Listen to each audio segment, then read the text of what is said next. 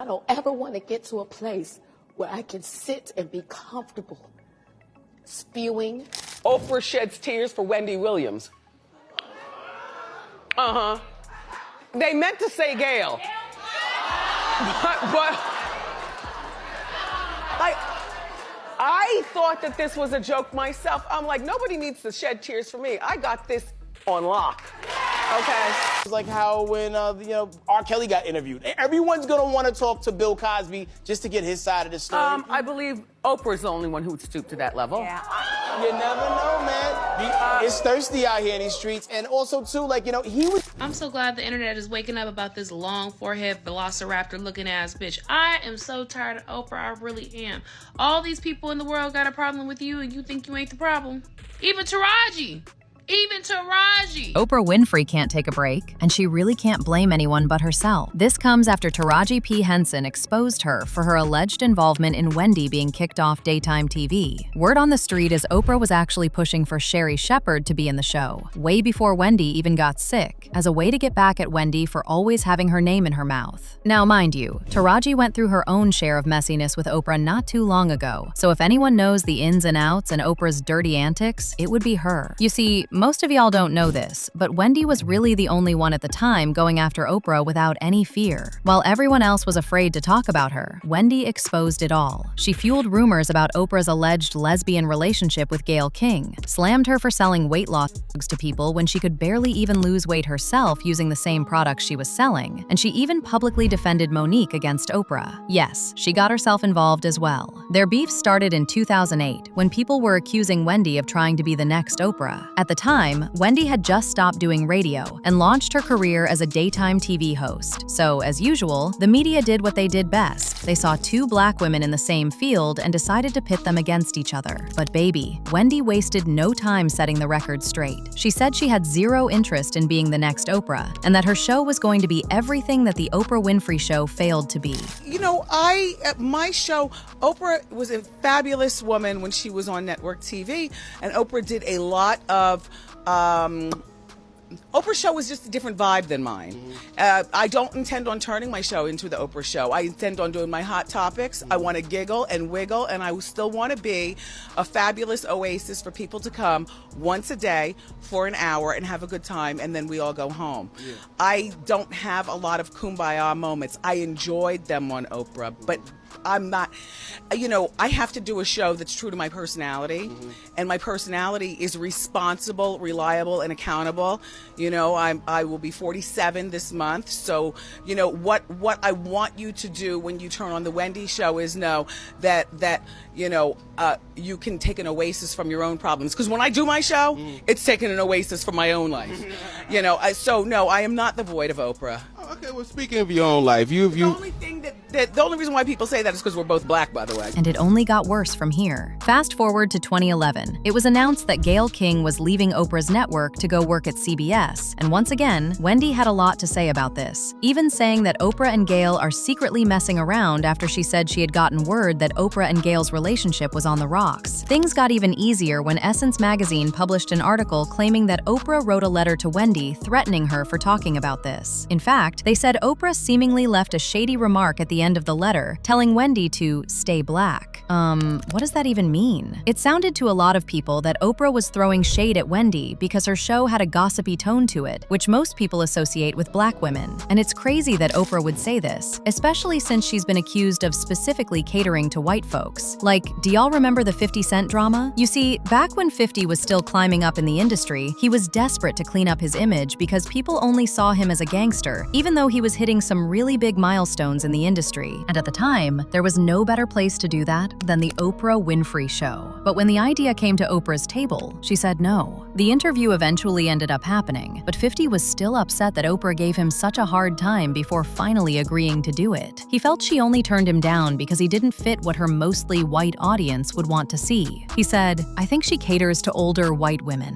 Oprah's audience is my audience's parents, so I couldn't care less about Oprah or her show. She was completely against everything that was in my music, so she ain't never going to have me on that show. I'm never going to reach that platform, which is confirmation of you being a huge success. So I just said, okay, if we can't be friends, then at least let's be enemies. I'm actually better off having friction with her." 50 Cent's public beef with Oprah basically opened the door for everyone else she had allegedly done wrong to step forward and expose her dirty laundry. And baby, they came out in numbers. Ludacris was one of them, and he went in on her for allegedly trying to use him as a punching bag when he appeared on her show to promote his movie Crash. You know, I was there for Crash, for the movie. Yeah. And basically she said something about not agreeing with my music, but she thought I did great in the movie.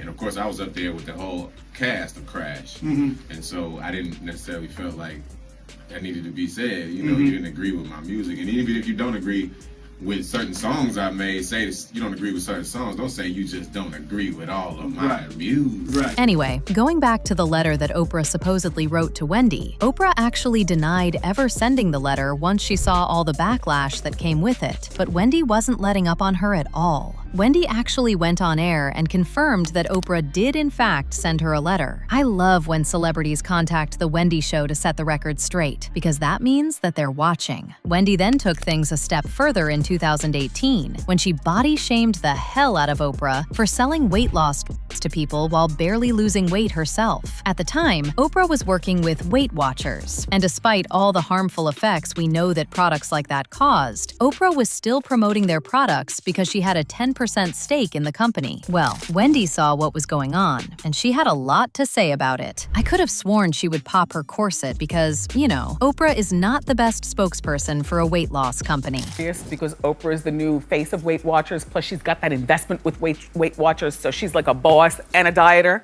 at the same time. There are a few pounds to lose.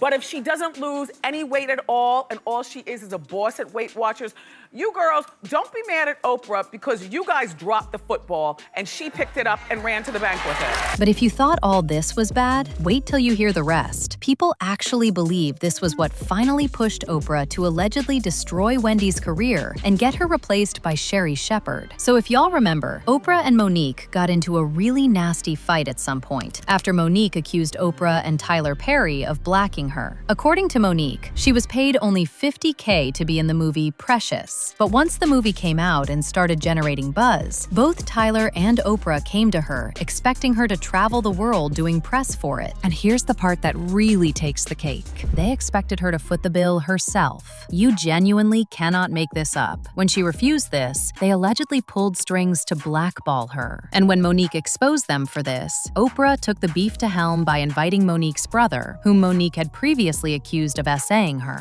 To first acknowledge what I've been in denial for 37 years. And that is, I did assault and inappropriately touch my sister in manners that were not comfortable for her. And for that, I apologize. Brother ever apologized to you? The apology that I got from my brother is, if you think I did something wrong, then I'm sorry. They were my exact words to my sister. Well, there's no more if you think I did it. You were absolutely right with what you said. I did it. Now, there's two parts to Oprah Winfrey that I haven't really spoken about publicly. The other part with Oprah Winfrey is, yeah, you let me get thrown under the bus and you said nothing. The other part is you mess with my family. You mess with my mother, my father. She called me about my brother, right? And I said, listen, everybody can change. He wanted to apologize for molesting me. She said, Monique, would it be okay that he comes on? And would you like to come on? I said, I don't want nothing to do with that cat, but I don't want to get in the way of his blessing. If he's changing, I don't want to stop that. She never said my mother. She never said my father. Now, I know who my parents were because they're both gone. I know who they are. I know my mother's greed. I know my father's greed. And you did not say that you were going to have my parents, because had you said you had my mother.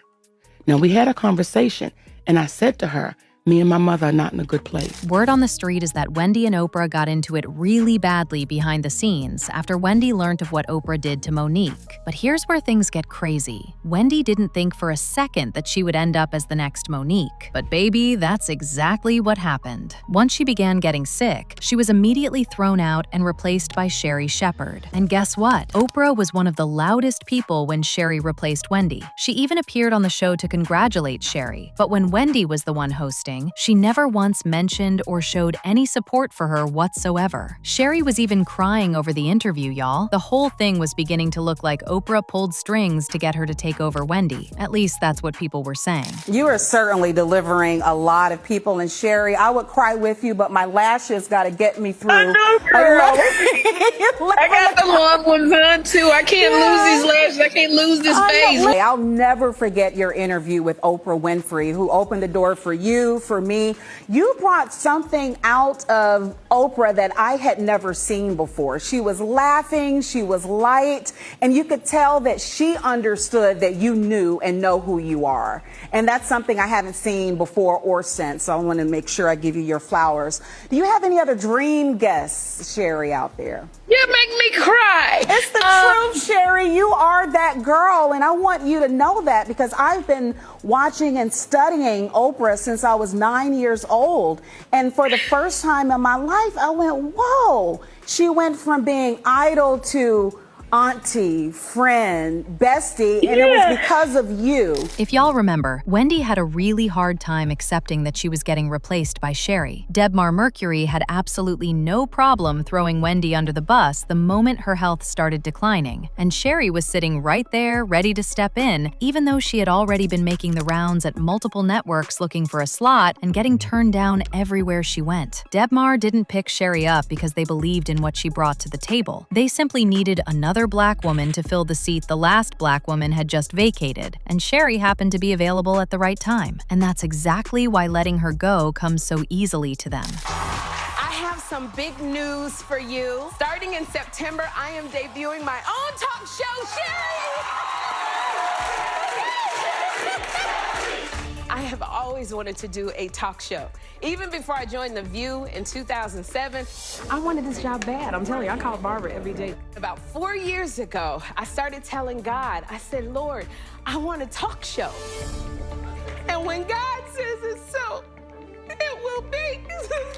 Did you hear about Wendy saying she won't be watching your new show? Yeah, I watched Wendy Williams, her live with Fat Joe. Absolutely did.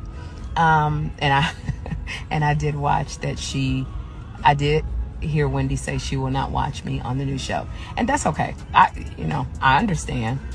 I'm not mad at Wendy. She's going through a lot. I would say that everybody should be praying for Wendy right now. I'm very concerned. I'm really, truly concerned about her because I don't feel like there's anybody over there protecting her. And it's really hard when there's no protection around you and you just have people hanging on. So, yeah. But I'm not mad at Wendy because she won't watch my show. If you was worried about everybody that don't like you or not gonna watch you, you'd be I already got a broken shoe. I can't take on no more stress. So let's see what's going on, child. But I'm glad that I'm able to talk about when I come back. You know. Okay, so is there plans for a new show, or are you coming back to the Wendy Williams show? Coming back to the Wendy Williams show. Absolutely. Absolutely. Wow. Because I know they were talking about Sherri Shepherd taking over the show, a new what? But I won't be watching her because I know what she's going to be doing, and that's really not my thing. You know what I'm saying? Like, anyway, but I love being on my own show, and I love that people love to watch it. Well, now we know why Wendy was kicked out so fast. And allegedly, Taraji got to know about it once she had her own messy situation with Oprah. Things came to a head in 2023 when Taraji came out and put Oprah on blast for underpaying her for the color purple. She later sat down for an interview with Oprah's best friend, Gayle King, where she opened up about seriously considering walking away from acting entirely. But while Taraji was clearly going through a genuinely painful moment on that show, Gayle was doing the opposite of supporting her. She was downplaying her feelings and treating her pain like it was something to laugh at. You had the audacity to say you're thinking about stopping acting. We said, stop talking. Are you thinking about it? Tired of working so hard, being gracious at what I do, getting paid a fraction of the cost. I'm tired of hearing my sisters say the same thing over. After that horrible experience, Taraji got to know just how manipulative Oprah was. Just like Ellen DeGeneres, she was all about kindness on the front, but a backstabber when the camera started rolling. As long as it kept her image clean and kept her mostly white audience clear, Oprah was ready to sacrifice anyone and anybody. As usual, people had their thoughts, like this person who said, when Oprah passed the so-called baton to Sherri, Sherri didn't know what it meant. But now I want to know your thoughts. What do you think about Taraji exposing Oprah for allegedly having a hand in Wendy losing her show? And do you really think Oprah pulled strings to help Sherri get in Wendy's seat? Let me know your thoughts in the comment section below. And don't forget to click here to watch this other very messy video.